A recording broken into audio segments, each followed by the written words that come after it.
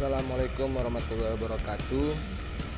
Kali ini saya akan menjelaskan nama-nama komponen dari sistem hidrolik dan juga cara kerjanya. Yang pertama yaitu saklar on off yang berfungsi sebagai menghidup atau mematikan atau memberikan arus pada motor. Yang kedua ada motor penggerak yang akan menggerakkan pompa oli. Yang ketiga ada motor juga, terdapat kopling di sini, kopling, dan juga ada pompa oli juga. Di sini ada kipas fan atau radiator oli. Di sini ada tangki oli sebagai tempat penyimpanan oli. Di sini ada alat pendeteksi atau pengukur oli atau disebut dengan level oli. Dan juga di dalam tangki terdapat filter sebagai penyaring oli yang akan masuk ke dalam sistem hidrolik. Di sini ada kontrol valve 3/2 yang akan menyalurkan oli. Di sini ada kontrol valve 5/2. Kontrol valve 4/3. Fungsinya juga sebagai penyalur oli. Di sini ada flow meter sebagai pengukur atau alat ukur. Di sini ada manometer sebagai alat ukur. Di sini ada katup throttle dan di sini ada relief valve dan juga ada aktuator single acting dan aktuator double acting.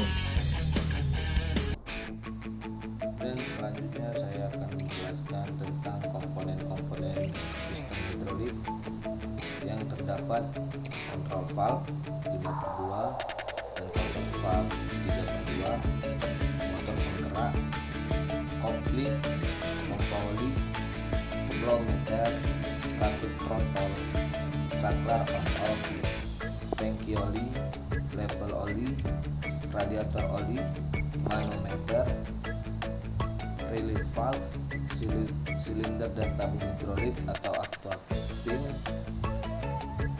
filter oli, dan saya akan menjelaskan tentang fungsi-fungsi dari komponen-komponen tersebut.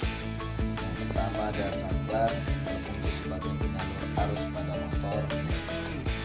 Kedua ada motor penggerak, berfungsi sebagai sumber tenaga pada sistem hidrolik. Ketiga ada kopling, berfungsi sebagai penyalur tenaga dari motor ke pompa oli. Yang keempat ada pompa oli. Pompa oli berfungsi sebagai penerus tekanan oli yang akan disalurkan pada sistem hidrolik. Yang keenam, radiator oli. Radiator oli atau pendingin oli berfungsi sebagai pendingin oli yang akan masuk ke dalam silinder hidrolik. Tangki oli berfungsi sebagai penampung dan